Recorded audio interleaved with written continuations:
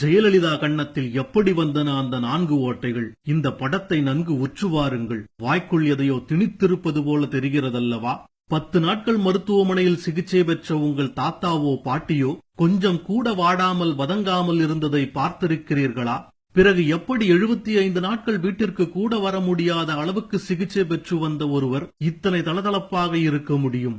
அவர் புருவத்தை பாருங்கள். அவர் சின்ன வயது படங்களை வைத்து பார்க்கும்போது மிகவும் அடர்த்தியான புருவம் உடையவர் என தெரிகிறது. பின் எல்லா நடிகைகள் போல புருவத்தை திருத்தம் செய்யும் பழக்கம் இருந்திருக்கலாம். முதல்வரான பின்னும் அது தொடர்ந்துதான் இருக்க வேண்டும்.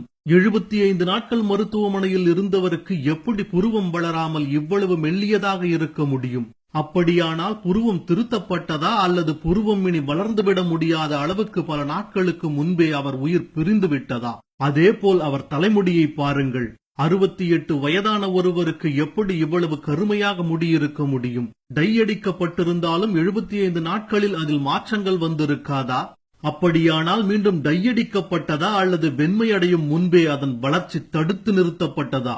ஒரே ஒரு தனி மனுஷி இனி அவரால் ஒன்றும் முடியாது என்ற நிலையில் அவரை முடக்கிவிட்டு ஆட்டம் போட்டது யார்? இத்தனை கேள்வி கேட்கும் எதிர்க்கட்சிகளும் சமூக ஆர்வலர்களும் இவ்விஷயத்தில் மட்டும் வாய்மூடியிருப்பது ஏன்? இந்த சதிகளின் பின்னணிதான் என்ன? வற்றாத முகம், இழக்காத பொலிவு, திருத்தப்பட்ட புருவம், டையடிக்கப்பட்ட நிலையில் இருக்கும் தலைமுடி. 75 நாட்கள் யாராலும் அணுக முடியாதவாறு மருத்துவமனையில் இருந்திருக்கும் நிலையில் எப்போதோ இறந்து போய்விட்ட உடலை எம்பால்மிங் மூலம் பாதுகாத்தால் மட்டுமே இவையெல்லாம் சாத்தியம்.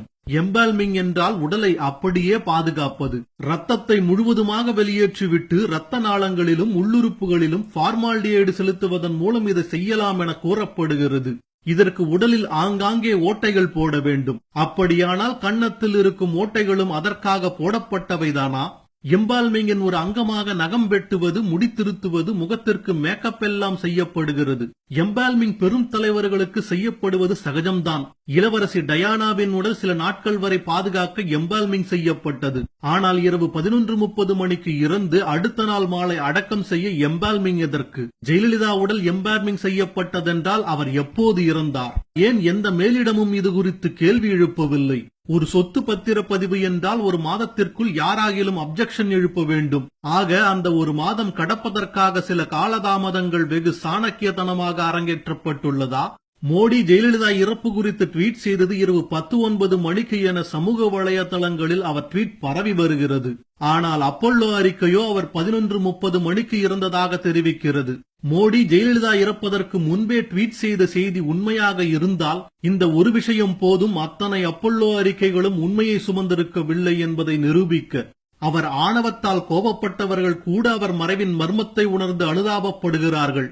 ஒரு முதல்வருக்கே இந்த கதி என்றால் நமக்கு என்ற கேள்வி ஒவ்வொருவரின் உள்ளத்திலும் உள்ளது. இது ஜனநாயக நாடு என்றால் உண்மையை வெளிக்கொணர வேண்டும். சிபிசிஐடி விசாரணை மேற்கொள்ள வேண்டும். சொத்துக்கள் என்ன ஆயின, யார் யார் பேரில் மாற்றப்பட்டன என்ற அறிக்கைகளை பொதுவில் சமர்ப்பிக்க வேண்டும். விசாரணைகள் நசுக்கப்படாமல் பாதுகாக்க வேண்டும். ஆனால் இதையெல்லாம் யார் செய்வார்கள்? யாருக்கு அந்த துணிச்சல் இருக்கிறது? ஜெயலலிதாவின் கன்னத்தில் 4 ஓட்டைகள் தான். ஆனால் சட்டத்தில் இருக்கும் 100,000 ஓட்டைகளை யார் அடைப்பது? நமக்குள் எழுந்திருக்கும் கேள்விகள் அனைத்திற்கும் விடை என்று கிடைக்கும் என்று நமக்கே தெரியவில்லை. நன்றி, வணக்கம்.